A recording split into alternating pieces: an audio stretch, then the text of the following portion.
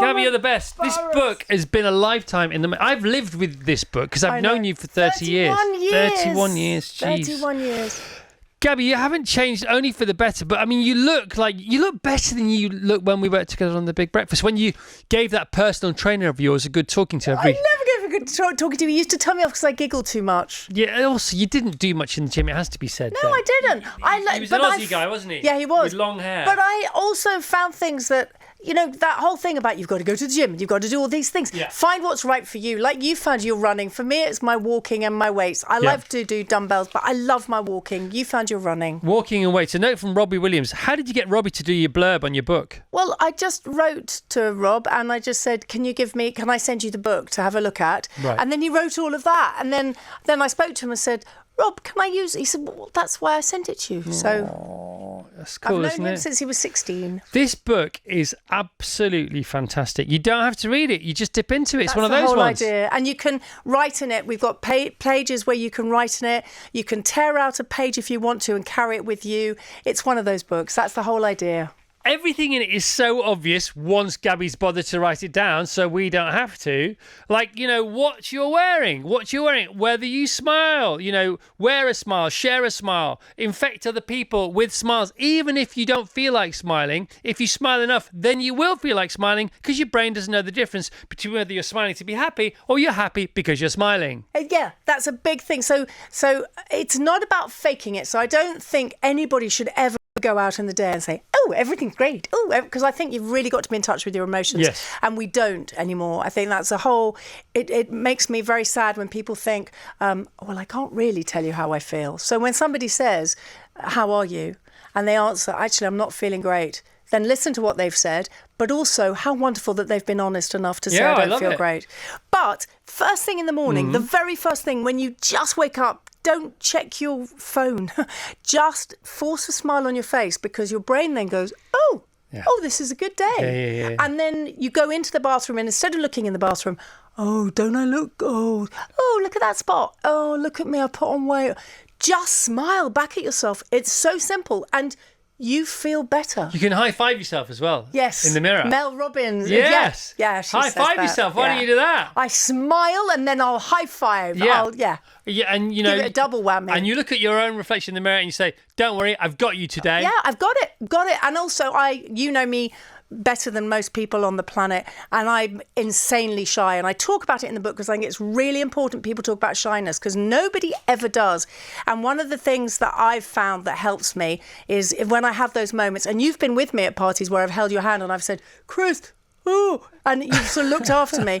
But go into the loo and look in the mirror and go, okay, I've got this. I'm okay. Yeah, and what's got that thing called where you open your chest? It's the warrior's pose, isn't Yes. it? What's it called? Yeah, and you stand there. Yes, Open I've got it. up. Sidney Crawford does that, doesn't she? Yes. Or is it Sidney Crawford? It's one of them. Or is it Michael Crawford? Sometimes- I'm not quite sure. Or is it Crawford's Biscuits? And also, what you're wearing? You're wearing a lovely sort of tennis ball. Is that green or yellow? What are we saying with that? It's tennis ball colour. I think it's green. You think it's yellow. I'm going yellow, yeah. It's neon. I must be colourblind because everybody says that's yellow and I think it's green. Well, to me, it's a greeny yellow. It's the same as your shoes. You've got the shoes exactly the same Yeah, colour. they weren't yellow. They weren't green and yellow last Thursday, were they? They were No, pooey they weren't. brown. Poo, These yes. have been in the washing machine, Gav. They look lovely. But it's so important because you dress like a ray of sunshine and people literally you stop them in their tracks or you make them look twice Yes. or Well, they it's might spreading meet the you with joy. their own colour, you know? Exactly. Oh, It's spreading the joy. And you know, the person who said that to us was a guy called Sebastian, who was one of our editors on The Big Breakfast, Yeah. who I turned up in a darker colour. He said, just wear light colours because it glows. And If I you thought, eat okay, rainbows, you become a unicorn. that's Pat Clash. Tell us about Pat Clash. Okay, so stop worrying about what everybody thinks. That's the first thing. In the book, I go on and on and on about stop worrying because they're more worried about themselves than they are about you. It's about them. But if you want to wear colours and clashing patterns, do it. Don't think, oh no, what will people think? It doesn't matter. If you love to do that, if you want spots and squares, if you want pink and orange, which I wear a lot of pink and orange, whatever it is, just put it on and feel confident. And if you like it, isn't that important? And then you're going to go out and spread the joy because that's the whole idea. Well, you'll spread the joy, but also you will only engage with people who are willing to meet you with maybe not as much energy, positive energy, but hopefully some, as opposed to people who aren't. And it's very important to help people out who are having a terrible, terrible, terrible time. Absolutely. But not at the behest of the rest of the group. So if you have somebody who you think, well, should we invite them to dinner or not? And there's a load of other people coming, and they're a bit of a nightmare, then you shouldn't invite them. Yeah, it's saying no. Well, that's another bit. Because it's not fair on the rest of the gang. That doesn't mean you shouldn't invite them to have dinner with you on their own and give them a good listening to or whatever. Yeah, but it's not fair to inflict that burden on everybody else. That's not the right way to do it. But also, one of the other things in the book I talk about is if you're in a work environment and there's somebody toxic there, or they're negative, it's about them again. It's not about you. But sometimes you must take yourself away from that. Just if it means stepping outside, going out into the fresh air, looking up. That's my big thing. When you walk, stop walking around with your heads in your phones. Yeah. Just look around you. Look at the buildings. Look at the sky. Look at the trees. No two leaves, as you know, that you and I feel like this, that there are no two leaves that are the same. Yeah. You just look at a leaf for a moment. Yeah. It's a simple thing. The book is simple. It's meant to be simple. It's gorgeous is what the book is. So who else have you been inspired by? What in life? Well, because this book is a harvesting of things that the kind of thoughts that you've been inspired by. I mean, it is an original book. Don't get me wrong. No, I can answer it really easily. But who do you love? Who are you? Because you are many people's go-to sunshine. Well, that's very sweet. Who is For your me, my granny Moo, who you met, she lived in Africa, and she was one of the most remarkable people on the planet. And she was all about kindness, and it was all about always being there for other people. Right. You're going to hate me saying it, but I love you dearly. Say it again. Don't hate it that much. You get embarrassed though. You're getting all embarrassed because I know you well enough. There are people that I'm so lucky to have had in my life that have meant so much to me and who have given me the time. And I think the important thing is that it's about listening. It's about giving people the time. It's about taking the things that you need from people around you and then keeping them in your heart. Tell us about tiny tasks and why they're so useful. Oh, right. Let's do one now. Can we do one? Let's do it. Okay. Yeah. So the tiny tasks are important because everybody has all of these books always say, right, you now have to run every day and you have to do this and you have to do this and you mustn't eat this and you must do this. Nah. Do you know what? Try the small things. So one of the things in the book, tiny tasks, which you'll find all the way through.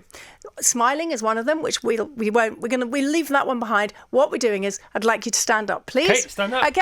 Stand all up. Right. Standing up. Then I want you to jump. It's as simple as that. Just jump. Once. No, only one jump. Only once. One jump. Now, jump with your hands in the air. Go on. Yep. There we go. Now, do a really big one with the hands in the air and a big smile on your face.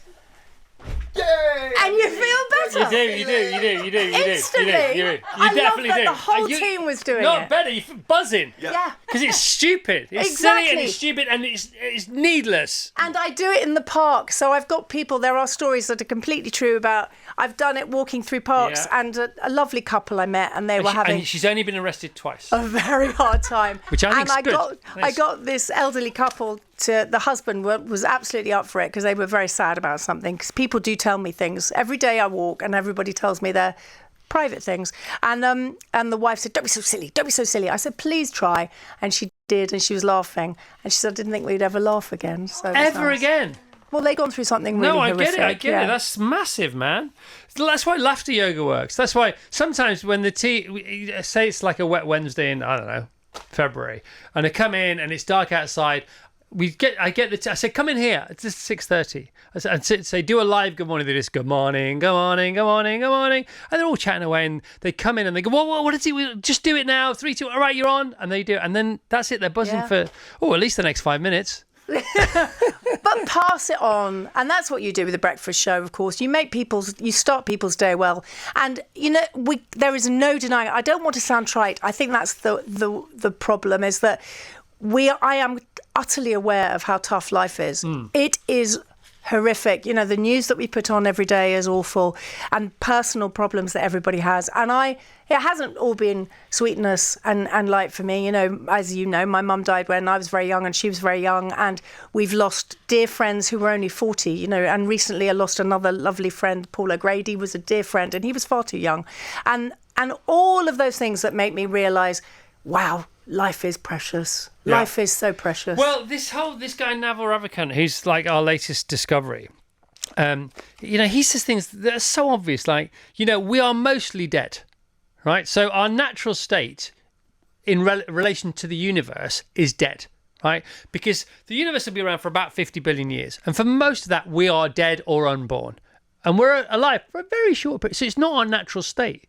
So make the most of it. It's a party that we're invited to for 40, 50, 60, 70 years. That's it. Let's get on with it. And enjoy it. It's no dress rehearsal. All of those cliche sayings that people say, but everybody says that. You know what?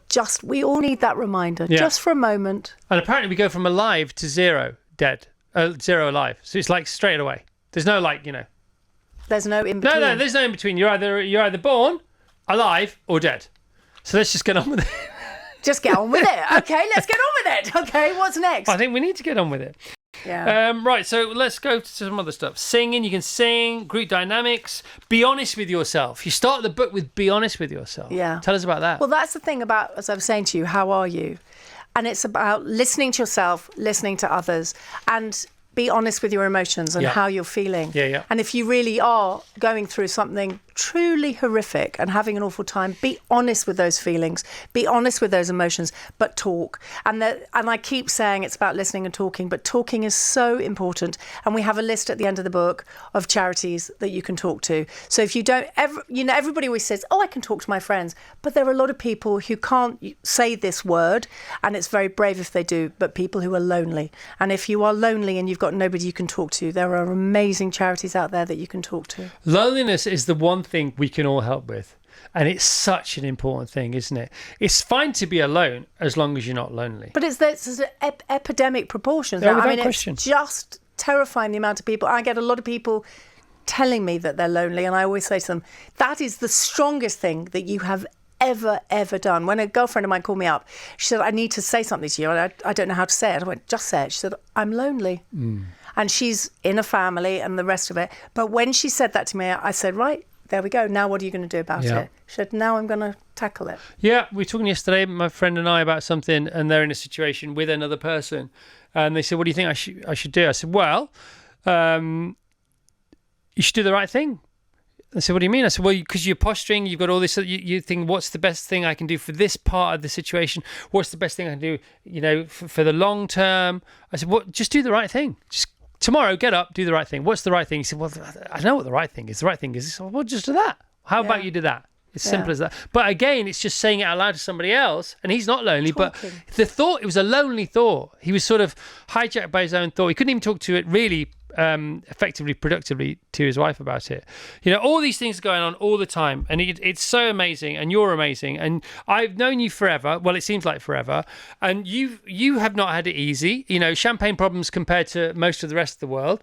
But once we get up every morning and we have a roof over our heads and we have food in the fridge or whatever, everything else is as needy or as needless as we want it to be, depending on which frame of mind we're in. You have never stopped. You are the perfect personification of compound interest.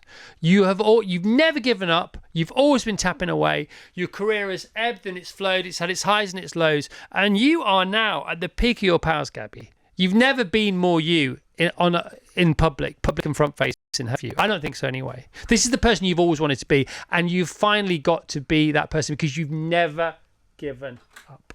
I love what I do, and I've only ever wanted to do it since I was 3, and actually in the pandemic, one of the things that happened was I woke up one morning and I suddenly thought, I'm never going to say again I'm addicted to my job or I'm obsessed with my job. I actually just went, I love my job. And then that was it was such a release. It really was. It's like, okay. And I do love it. But when I was little and people said, what do you want to do? I said, I want to be on telly. Why do you want to be on telly? Because it makes people smile. Yeah. And I thought, well, if it makes people smile, it makes me smile. I'm going to make people smile. So it's always been about spreading the joy. Who are you enjoying on telly nowadays? Who am I enjoying? Yeah. Oh, well, I'm loving Strictly. I'm sorry to go straight back to Strictly. It's a bit cliched, but I love Strictly. Yeah. I absolutely love it. Because it's a joyous programme. Just joyous, and it's colourful and it's beautiful, and Bobby is brilliant. And Amanda Abingdon, who you and I both know. Did you know she could dance like that? Well, she could. I suspected she probably could. She's annoyingly good at most things. She really is. Oh, my word. She's a great singer as well. But Bobby is quite good so at good. acting. And sorry, Angela's. How? I mean, no, hello. But I know. How? No, she's touching 80. What about other go-tos for you? You know, in the morning you get up, what else do you do? What is your morning routine? Because you wake up with more than your fair share of spring in your step. My husband isn't a morning person, and I am. And I without fail, I get up, I do the smiling thing, and I go into the bathroom and I smile in the mirror. I have my shot in the morning of my probiotic, which is Improve, which I take. And then after that, I do some squats, I do some weights, but also I sing very loudly around the house. And often it'll be along to what you're playing, or it'll be musical theatre. Right. And musical theatre is my go-to and my love. And my husband likes punk and reggae. So it couldn't be more different if we tried. But we do have a lot of music around the house. But it's good vibe music, because punk and reggae, great energy music. That's what he says. Yeah, and the thing about... We had Dave Stewart on the show on Friday. He was amazing. And Dave said he does these corporate gigs, which I was like, Dave Stewart does corporate gigs? What? And so he goes to people like Google and he gets all the head honchos in a room, and he says, you know, if you could describe Google as a musical, as a chord, what would it be? And he plays them all these different chords, and they go. First of all, they look at him as if he's mad, and he is, because all the greatest people are, and everybody is anyway. They just pretend not to be. And then after about 3 chords, they go, "Oh no, I do have an opinion. I think Google sounds a bit like that. Google sounds a bit like this."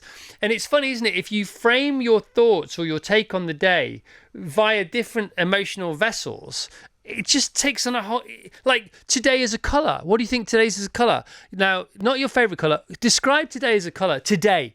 The 9th of October in the UK, out there. Light blue. I would say it's golden, but you say it's light blue. Light blue. I'd say it's light blue and gold now all of a sudden. So it's a collaboration of both. What do you think? I immediately thought silver. Silver? Yeah, shiny Okay. silver. Why do you think it's silver? I don't know. It's just a... Feels a silvery day. Silver's nice as well. I Sinead. like silver. Yellow. Yeah, so we got it all... It's autumnal.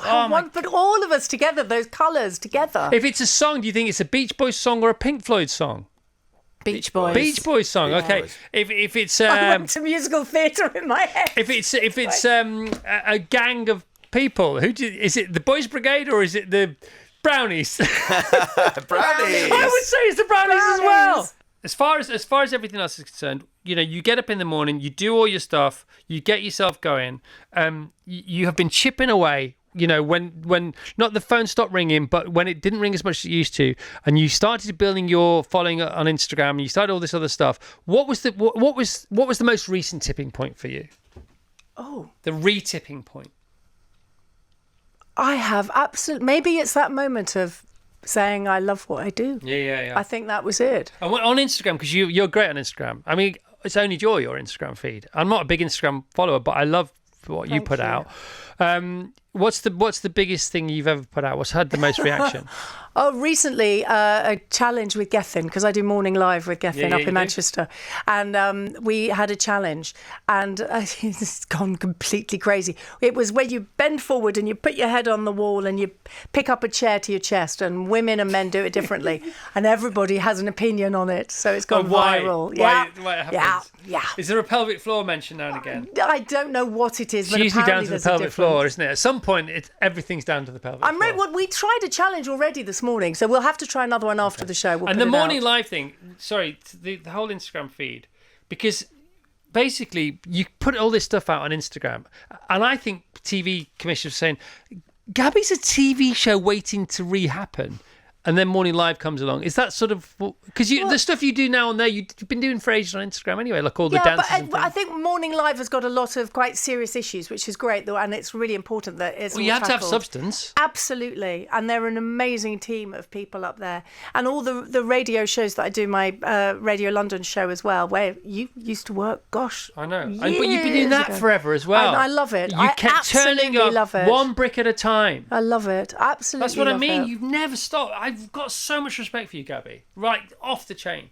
So you're going to make me cry because you that's know what I'm you trying. do. I'm We trying. do. We We've only got a do. minute left. I usually get her to cry at You least do. You've 10 done minutes it to go. twice already. I usually make you cry as well. I can make you cry very easily. Yeah, all right, stop it. All right, that's all we've got time for now. Gaby Roslin knows me too well. Gaby Roslin, Spread the Joy. This book distills the things that can make us all feel a bit happy, says Matt Haig. And the internal introduction blurb from the one, the only Robbie Williams. Thank you, Gabby. Thank you, Chris. You're I amazing. love Have you. a great launch on Thursday. Thank you. Thursday night. Perfect.